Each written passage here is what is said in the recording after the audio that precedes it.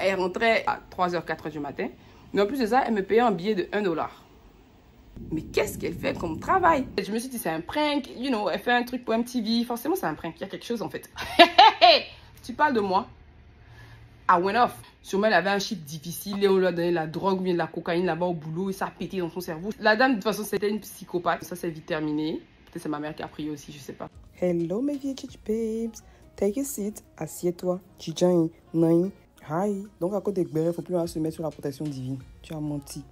On peut tout par celui qui nous fortifie et que tout ce que nous fassions soit fait avec amour au nom de Jésus. En étant étudiante, les jobs que je faisais, c'était babysitting, des choses comme ça.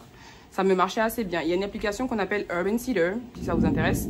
Et c'est là-bas que j'applique et on m'appelle pour les jobs.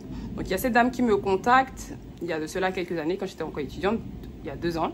Et elle me dit qu'elle a besoin de quelqu'un pour babysit son enfant overnight. Il y a beaucoup de parents qui demandent des overnight. Parfois, ils voyagent, parfois, ils font des longues date night. Ça arrive que des parents te demandent de faire overnight, c'est-à-dire garder leur enfant de 21h à 4h du matin. Bref, la nuit, quoi. Ça arrive. Et puis, on te paye souvent très bien quand c'est ça. Donc, la dame m'écrit une fois, elle me propose ça. Elle dit qu'elle veut que je travaille pour elle overnight le week-end. Elle m'a parlé de 21h à 3h. Moi, je suis quelqu'un, je suis insomniaque. J'ai un problème avec mon sleeping schedule depuis des années. Je ne dors pas la nuit. Donc, tant qu'à faire, tu prends ton temps pour rêvasser là, pour faire de l'argent. Et puis, à ma plus grande et belle surprise, elle habitait exactement à 5 minutes de moi. Genre, 5 minutes, c'est même trop. C'est le temps d'aller garer, quoi. 3 minutes de voiture, elle habitait juste à côté. Je lui réponds, oui, il n'y a pas de problème. Pas de réponse. Une semaine plus tard, la go m'écrit de nulle part comme ça. Elle me dit, tu peux venir aujourd'hui à 19h. Voilà l'adresse. J'ai dit, c'est rare que je vois des familles qui te prennent sur un coup de tête comme ça. C'était bizarre. J'ai dit, honnêtement, là, je peux pas. Et elle a dit, ok. Je lui ai dit, écoute, prochainement, quand tu veux me booker, make sure tu laisses du temps, quoi. Tu nous donnes du temps de pouvoir discuter, que je t'appelle, que je rencontre l'enfant par téléphone ou quelque chose, en fait. Elle a dit, il n'y a pas de problème. 1 ou 2 semaines après, elle m'écrit encore comme ça, sur un coup de tête, un mercredi. Elle me dit, est-ce que tu peux venir babysitter l'enfant? I'm like, what is this? Je lui dis, ok, il n'y a pas de problème. Et plus de réponse. J'entends plus le nom de la dame là. Elle revient une 3e fois, elle me dit, est-ce que je peux t'appeler pour qu'on discute? Je dis, ok, tu sais quoi? Ça commence à bien faire, ça fait 1 fois, 2 fois, 3 fois. Il faut que tu make up ton mind, que tu sois sûr de ce que tu veux et tu me fais signe une fois que tu as fini de t'arranger, de te gérer. Elle me dit, oui, non, qu'elle est sûre et tu as besoin de quelqu'un pour babysit overnight. Jeudi, vendredi et samedi. Mon tarif dans le temps, c'était 20 $ par enfant. Elle me dit, est-ce que je peux faire 15 $ vu que c'est overnight et que c'est plusieurs nuits et que bon, techniquement, je ne prends pas soin de l'enfant, quoi. L'enfant dort. Le temps que j'arrive, l'enfant dort et le temps que je parte, l'enfant dort. Tout ce que tu vas faire, c'est être assise, qu'il y ait une présence parce que je pense que moins de 12 ans, si je ne me trompe aux États-Unis, tu ne peux pas laisser un enfant sans surveillance. Donc, c'est que tu t'assois au salon, tu regardes la télé, tu humes le temps que les parents rentrent. J'ai dit honnêtement, non. 18 $. On a tiré, on s'est arrêté à 17 $. Ça va, elle habite vraiment à côté de moi, je ne vais pas ronchonner. J'ai dit ok. De base, je n'allais jamais accepter, mais c'est pas bien grave, tu vois. J'y vais, première soirée, je me pose, elle s'apprête. L'enfant dormait quand je suis arrivée, j'ai pas pu le voir, mais elle me donne les consignes et puis tout se passe bien. Honnêtement, quand elle partait, elle a pris un sac à main. Elle a porté un collant, c'est une africaine-américaine avec une BBL tapeur. Elle a les fesses, vraiment, elle a arrêté ici, ses fesses touchent le miroir là-bas. Je me demandais bien ce qu'elle fait comme métier. Après, honnêtement, je sais pas. J'étais juste curieuse et j'en parlais justement dans ma story privée avec mes copines. On était en train de débattre. Je me disais, je sais pas, mais elle a une belle forme. Vraiment, elle a des fesses rocambolesques. Et à chaque fois que j'allais là-bas, je me posais la question vraiment de ça. Mais qu'est-ce qu'elle fait, cette dame? Mais qu'est-ce qu'elle fait comme travail? Non seulement elle rentrait, les horaires c'était jeudi, vendredi, samedi, de 21h à 3h, 4h du matin. Mais en plus de ça, elle me payait un billet de 1 $. Plus un regardé rapidement, quoi. J'ai vite compris que mademoiselle, à 0 moment, elle m'a dit, je suis stripteaseuse. Moi, j'ai juste fait 1 + 1 + 1. Parce que tout s'aligne pour qu'elle soit stripteaseuse. Un jour, du coup, je vais aux toilettes. Je rentre dans la douche et je vois qu'elle a des ustensiles vraiment, je sais pas moi, des menottes. Bon, ma chère, elle est stripteaseuse. On n'a qu'à faire la conclusion, on passe à autre chose. Et entre parenthèses, moi, j'avais déjà dit à ma mère que je pense que la dame pour qui je travaille, elle est stripteaseuse. Maman m'a dit, panique à bord. J'ai dit, détends-toi. Elle m'a pas invité à aller travailler avec elle. Je garde juste son enfant et puis je rentre chez moi, c'est pas mon problème. Je vais donc au boulot une fois. Je lui ai demandé à plusieurs reprises où est-ce que je parque. Elle m'a dit, tu peux parquer en bas sans problème. Donc je parque en bas où est-ce qu'elle m'a dit. Et je finis le shift. Non. Erreur. Le jour là, il n'y avait pas de place en bas. sur le street parking. Donc, je pense qu'elle m'a dit de parquer dans leur garage. Elle m'a donné les clés du garage. Donc, je prends les clés du garage chez elle, je vais parquer dans le garage. Je monte, je lui rends ses clés. Au moment où mon shift finit, je veux partir, je cherche ma voiture, je ne trouve pas. Ok. Je comprends vite qu'ils ont towé ma voiture. Donc, j'appelle le numéro de téléphone que je vois pour le towing company. Et je dis, mais vous m'avez towé ma voiture, pourquoi en fait? On me dit que non. Même si tu es en train de parquer dans le garage, en fait, tu dois avoir un pass visiteur. Je me suis dit, mais elle est conne ou quoi? C'est ton bâtiment. Toi, tu ne connais pas les régulations. C'est moi qui dois deviner les régulations. Du moment où je te dis, je n'arrive pas à garer en bas. Et que tu me dis, prends la clé, tu vas garer. Moi, je ne peux pas savoir tous les détails. Enfin, c'est à toi de me dire et c'est à toi de vérifier. C'est une dinguerie, en fait. Déjà que tu ne me payes pas des milliards, tout l'argent que j'ai fait, je pense que quand ils ont tourné ma voiture, il fallait que je paye 180 pour récupérer ma voiture. Je n'ai même pas fait 180 le jour-là.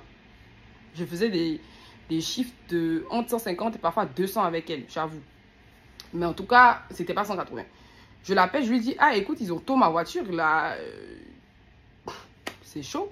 Elle me dit, ah si j'ai besoin de quelque chose, de lui dire et tout, est-ce que j'ai besoin qu'elle descende? J'ai dit, non, je vais appeler ma soeur pour qu'elle vienne me chercher, mais je t'informe quoi.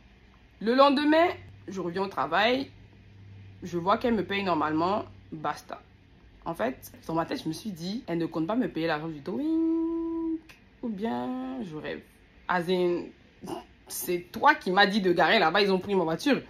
Donc, dis-moi pourquoi est-ce que tu n'es pas en train de payer le towing en fait. Deuxième jour, elle m'a dit que de venir garder l'enfant le week-end. J'ai dit, ok, il n'y a pas de problème. J'avais même annulé un autre shift avec une autre famille parce que je lui avais déjà donné ma parole. J'arrive et elle me dit que, oh non, tu sais quoi, ce soir elle ne travaille pas, donc désolée, elle n'a pas besoin de moi.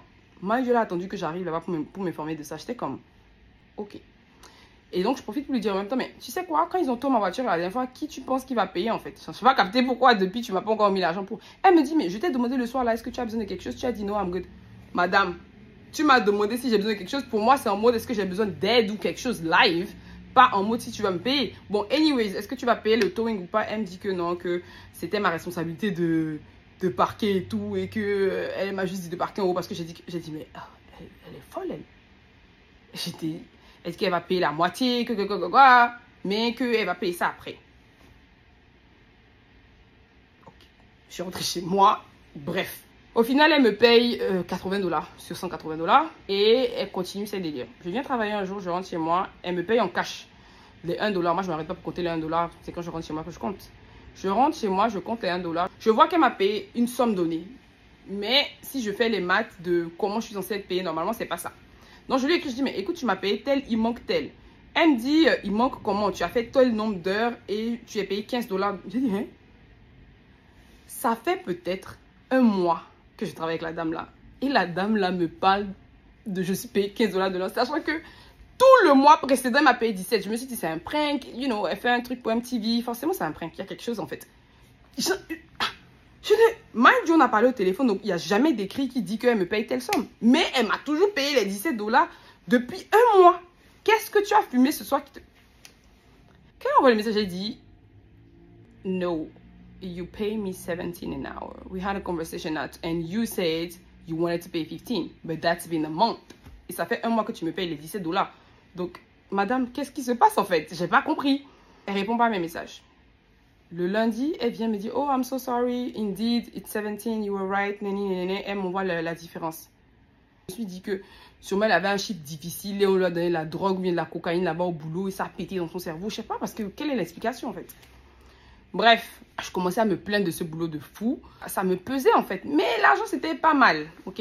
C'était pas mal. Elle habitait à côté de chez moi. Voilà, mais c'était une dame qui traitait les gens hyper mal. Et moi, j'ai eu beaucoup de familles pour qui j'ai babysit que franchement, j'ai eu des expériences de tonnerre. Que je reste tranquille. J'ai vécu des expériences de fou ici avec cette histoire de babysitting. J'ai eu des familles, désolée. J'ai eu des familles qui vraiment ont été là pour moi. Donc, quand je compare ça à ce qu'elle foutait, j'étais en mode ah non, donc moi, je sais pas comme ça marche ici. Et quand les gens cancellent ton shift, ils te payent en fait. Ils te payent la différence, ce que tu étais censé être payé. Mais bon, bref. De toute façon, avec elle, c'est que des brand new. Donc, on continue toujours avec des phases. Hein. Chaque 4 matins, il y a quelque chose. C'est toujours quelque chose. Un jour, je commande à manger parce que j'avais pas mangé avant d'arriver là-bas. On me livre. Donc, je vais à la porte pour prendre ma nourriture. Je vois la gomme, m'envoie un message. Elle me dit que est-ce que la porte a été ouverte? Je dis oui. J'ai commandé à manger, j'ai ouvert pour prendre ma nourriture. Elle me dit que oh, c'est mieux que moi je mange avant de venir, qu'elle ne veut pas que j'ouvre la porte à des étrangers. Hein? Madame, I order food and I open the door to get food. Do you not order food? Bon, anyways, de toute façon, on avait déjà établi qu'elle était folle. Donc, I'm like, you know, I don't even want to get into that. Whatever, un brincadabloum comme ça, on continue. Elle m'écrit un jour et elle me demande si moi je peux voyager. En gros, qu'elle doit voyager. Elle a une opportunité pour aller travailler. On n'a jamais spécifié le travail. À Atlanta. Si vous êtes ici, là, vous savez très bien que la maison des striptease, là, c'est Las Vegas, Atlanta, c'est là-bas. Les professionnels vont danser. Je peux venir, elle va me payer. Je vais juste garder l'enfant dans la nuit quand elle va travailler, que la journée je suis libre d'aller me promener, elle va payer mon billet, quoi, et que ça va être du jeudi au samedi en gros. Et j'ai dit, ok, je vais y penser. Moi, je racontais ça toujours dans ma story privée avec mes copines et tout. On en parlait, on me dit, oh, faut pas te promener, tout ça, ça. Et j'étais en mode, I don't know, bref. En tout cas, le moment n'était pas encore là, elle m'a juste parlé de ça pour qu'on parle des détails et tout. L'information a été là, hein. On continue ensemble et tout. Et un jour, un week-end, elle m'a demandé si je peux venir travailler pour elle. En temps, il y a une des familles que j'aime énormément qui m'appelle de temps à autre, qui m'a écrit. Et j'ai dit, oh my God, like, I'm supposed to work with this lady, but let me ask her if I can just take one day off. Parce que je travaille avec elle jeudi, vendredi, samedi. Donc, je voulais lui dire, je peux faire jeudi, vendredi, mais est-ce que je peux faire samedi? Je peux prendre off et tout. Donc, je lui ai écrit un message, je dis samedi, est-ce que je peux? Elle me dit non, mais qu'elle a un schedule déjà fixe et que ça fait des jours qu'on a déjà set up, que je peux pas changer. J'ai dit, oh, je te demandais juste, it's okay, si c'est pas possible, il n'y a pas de problème, c'est pas grave. Donc, je dis à l'autre dame, vraiment désolée, un peu cher. Like, j'aurais tellement préféré être là-bas anyways parce qu'il me traite hyper bien. Il me paye bien aussi, honnêtement. Et c'est pas forcément overnight. Je vais là-bas peut-être à 17 h et puis à 22 h, je suis rentrée chez moi. Mais il me paye hyper bien avec un traitement de queen. Je turn down l'offre de la dame que j'aime bien, avec qui j'ai l'habitude de travailler, pour aller chez elle. C'est samedi à 21 h. Je suis dans la douche en train de me laver à 15 h quand je reçois un message comme quoi, oh, I'm not supposed to work today. Sorry, you don't need to come. Tu parles de moi? I went off. J'ai pété les plombs en fait. J'ai dit, mais ça va pas? Je suis venue te demander off le samedi. Tu m'as dit non, que tu as besoin de moi absolument. Maintenant, tu viens m'écrire, tu me dis que non, tu ne travailles pas. Bon, qu'est-ce que tu veux que je fasse? Then pay my money. Ça, c'est pas mon problème. Alors, tu payes mon shift. Elle me dit non, mais que c'est maintenant qu'elle a su qu'elle ne travaille pas. J'ai dit, mais ça, c'est pas mon problème, madame. C'est pas... Normalement, quand tu veux annuler un shift à quelqu'un, tu payes la personne, regardez. Tu m'as déjà fait ça une fois, deux fois, je t'ai rien dit. Mais là, non seulement, tu savais très bien que je pouvais avoir un autre shift, tu m'as fait gaspiller le shift pour venir me dire à la dernière minute, même pas 15 h, peut-être 18 h même en fait, pour venir me dire quelques heures avant où j'ai déjà perdu l'autre opportunité, que je peux pas travailler là, que ça va pas ou quoi? J'étais vraiment fâchée. Et puis elle me dit que non, que si moi... je peux pas trouver un terrain d'entente, ça va pas le faire. Je dis, ok, ça va pas le faire en fait. Tu sais quoi, ça va pas le faire. Anyways, je pense que c'est Dieu qui est en train de gâter ce job là parce qu'il était pas trop d'accord, anyways. Donc j'ai dit, basta. C'est comme ça que j'ai arrêté de travailler avec elle. Une folle furieuse, une starbée. En vrai, ça m'a déprogrammé parce que j'avais fait plein de petits programmes d'achat sur cet argent, mais bon, basta. Quelques semaines après, donc je rentre, c'était en décembre, on était déjà à la fin d'année, je rentre. Que Tracy m'envoie un message, elle me dit, ah attends, il y a une personne qui m'a contacté sur l'application parce que Tracy aussi est sur l'application. Elle screen, elle m'envoie, je vois c'est qui, c'est la dame. J'ai dit, elle t'a contacté, genre de venir travailler pour moi.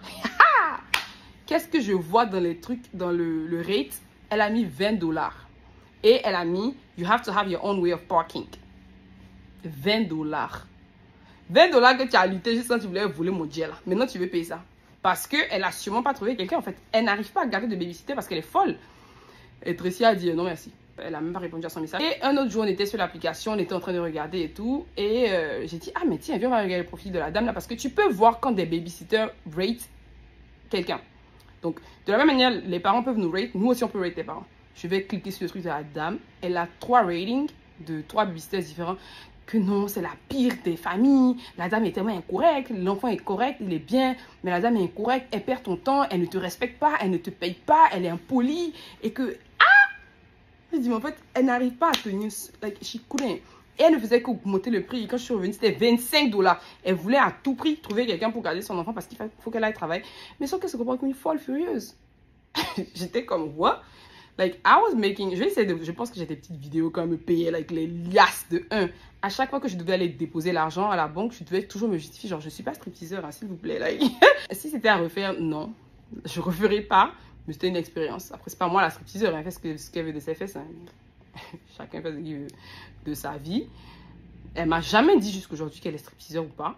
Et d'ailleurs, elle allait au boulot avec le monsieur ou la femme qui lui servait de femme. C'était un monsieur apparemment.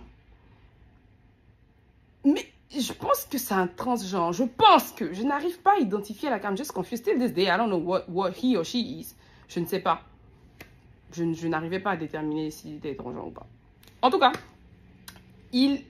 parce que bon, he was going by he, il était très gentil et il emmenait en fait, donc je pense que lui il était le pimp, si je me trompe pas. En tout cas, c'était une histoire très rocambolesque. La dame, de toute façon, c'était une psychopathe, donc ça c'est vite terminé. Peut-être c'est ma mère qui a pris aussi, je sais pas, quand j'y pense, peut-être. Mais bon, voilà. Anyways, voilà la story time de comment j'ai travaillé pour une stripteaseuse.